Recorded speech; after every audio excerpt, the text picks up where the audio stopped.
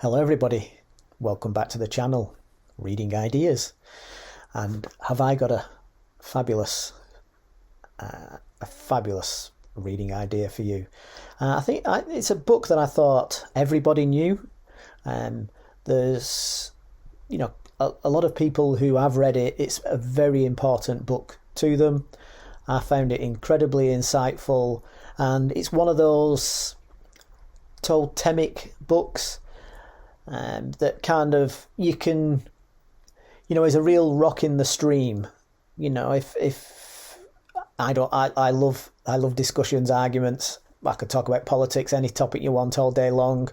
I don't get upset. It's just I'll give my views. People give their views, and this is a real rock in the stream, and you'll see why. And I think a lot of people find that.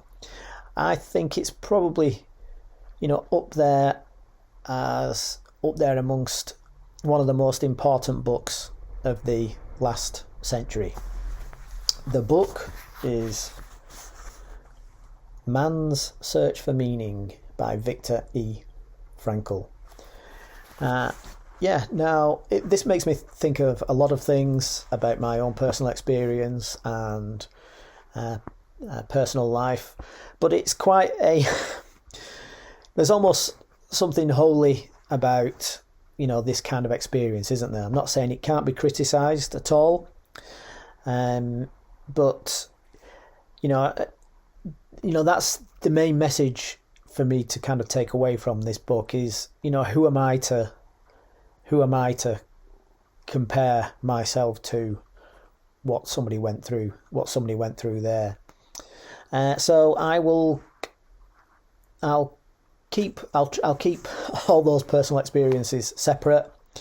I'll perhaps do another video at some other point, but this is Viktor's book, Viktor's experience, so we'll just stick to his own words and experience. So the Viktor, his wife, and parents, extended family were in Austria in the late 1930s. He had the opportunity to leave and go to America. He was a psychiatrist. I think he was a psychiatrist, all these different professions. But he chose to stay behind, with his family for his own reasons. He obviously didn't want to abandon them. And then Hitler came into Austria, and eventually they were rounded up by the Gestapo, sent off to the concentration camps. His wife, his parents, lots of extended family were all murdered there. I think his sister survived. And this book is about his experiences. Because he was a psychologist, partly because he was a psychologist, he, after his initial shock, and it would be a big shock, he started observing the people around him, perhaps with a psychologist's eye, and then trying to help people, and then finally trying to twist it around and use it as a positive experience and develop strategies, called it logotherapy, for coping with depression, the bad things that happen in life. And it's an incredibly powerful book. I don't mind discussions on any topic with anybody. I don't discussions don't upset me. I'll say my views, what I think. I expect other people to say their views, what they think. And you can feel you win or lose a discussion, whatever. I don't get upset during those kind of discussions. Some people do, but we should all be free thinking human beings. And when there are certain books, certain ideas that should be like rocks in the stream that kind of buffet against the slings and fortunes, whatever, that all that can buffet against. And this is definitely a book that can do that. Yeah, what a fabulous book. So there's some big takeaways from this. So what's this book about? So obviously it's about the experience of the concentration camps. This is from the foreword by Gordon W. Allport, a professor of psychology at Harvard. In the concentration camp, every circumstance conspires to make the prisoner lose his hold. All the familiar goals in life are snatched away. What alone remains is the last of human freedoms, the ability to choose one's attitude in a given set of circumstances. This ultimate freedom, recognised by the ancient Stoics as well as by modern existentialists, takes on vivid significance in Frankl's story.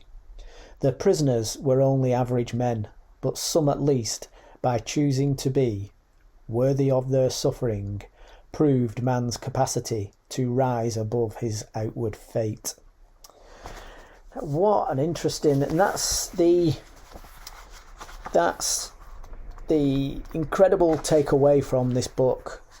So he is in Auschwitz, arguably the worst experience of, amongst the worst experiences of, human beings in, within living memory, collective experience. And he's there saying that you can choose your mood, you can choose your feelings. And when you think of that in comparison to what a lot of people's attitude is in the modern world, about blaming everybody else, I'd be able to do all these kind of things if it wasn't for XYZ. This kind of modern, what I don't like about victim culture. And here is a true victim, if it's shipped off to Auschwitz, you are the ultimate victim. And he's saying, no, you can choose your mood. That is incredibly powerful. So it's what I like about it is it kind of suits my mentality of it's not just right and wrong. You can fight for what you think is right or wrong, but it's what's going to work, what is going to be a successful strategy. So was getting up of a morning in Auschwitz and letting the surroundings drag you down to the point of the suicide was a big thing, or waking up and trying to find something in your daily experience, your memory, your past, maybe a glimmer of hope of something in the future to pull you through. What's going to be a successful strategy? So this is a taster from the book. And the conclusion drawn from them are in accordance with something that was drawn to my attention by the chief doctor of our concentration camp. The death rate in the week between Christmas 1944 and New Year's 1945 increased in camp beyond all previous experience. In his opinion, the explanation for this increase did not lie in the harder working conditions or the deterioration of our food supplies, or a change of weather or new epidemics. It was simply that the majority of the prisoners had lived in the naive hope that they would be home again by Christmas. As the time drew near and there was no encouraging news, the prisoners lost courage and disappointment overcame them. This had a dangerous influence on their powers of resistance, and a great number of them died. As we said before, any attempt to restore a man's inner strength in the camp had first to succeed in showing him some future goal. Nietzsche's words, "He who has a why to live for can bear almost any how," could be the guiding motto for all psychotherapeutic and psychohygienic efforts regarding prisoners. Whenever there was an opportunity for it, one had to give them a why, an aim for their lives, in order to strengthen them to bear the terrible how of their existence. Woe to him who saw no more sense in his life, no aim, no purpose, and therefore no point in carrying on. He was soon lost.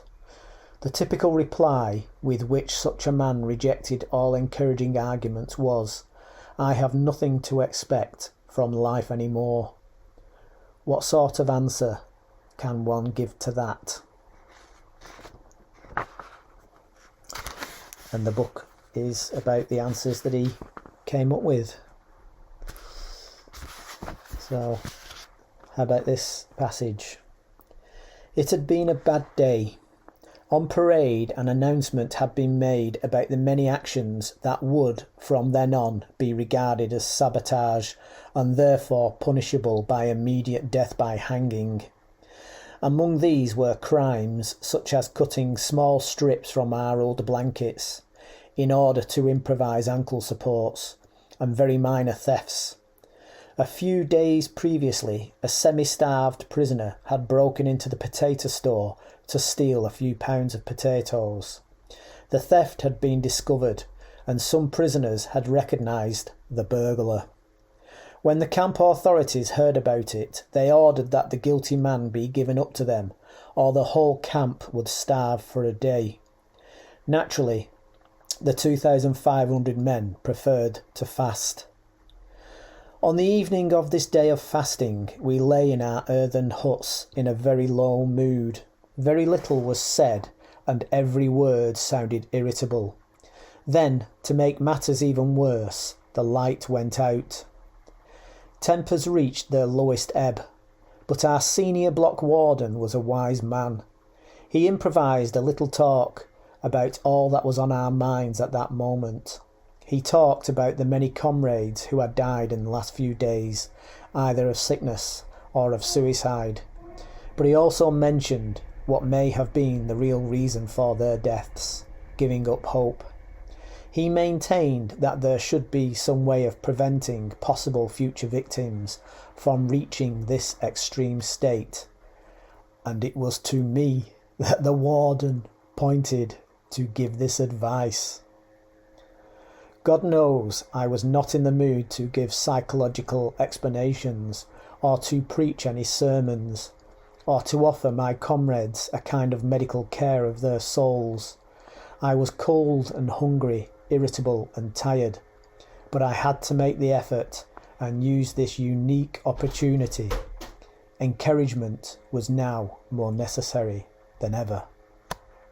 What did he say? Yeah, so Viktor E. Frankl, Man's Search for Meaning. It's the main takeaway that I take from the book. I never like to speak for other people, just myself. But from what I have heard of other people reading the book, and they've said, wow.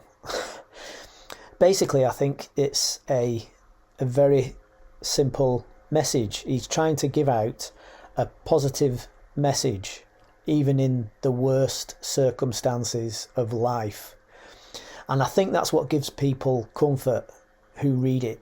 You know, everybody has their crosses to bear. Everybody has tragedy in their lives if they live long enough. Everybody has their own sufferings.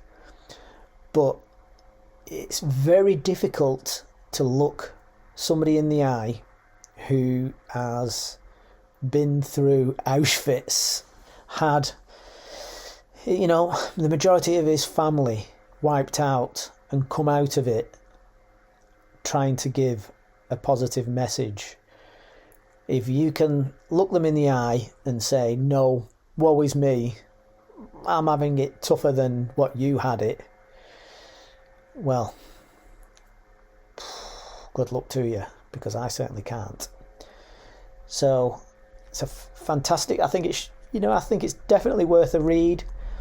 You perhaps might not want to wait for a low ebb.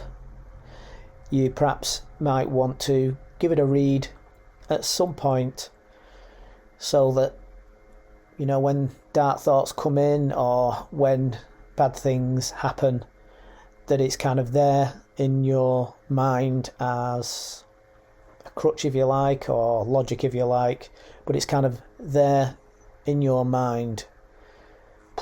Hang on a second, you know, what were those wise words? Happy reading to you. Hope you enjoy reading that book. Tough read, but definitely worthwhile to have in the library and in the mental bank. Happy reading, everybody.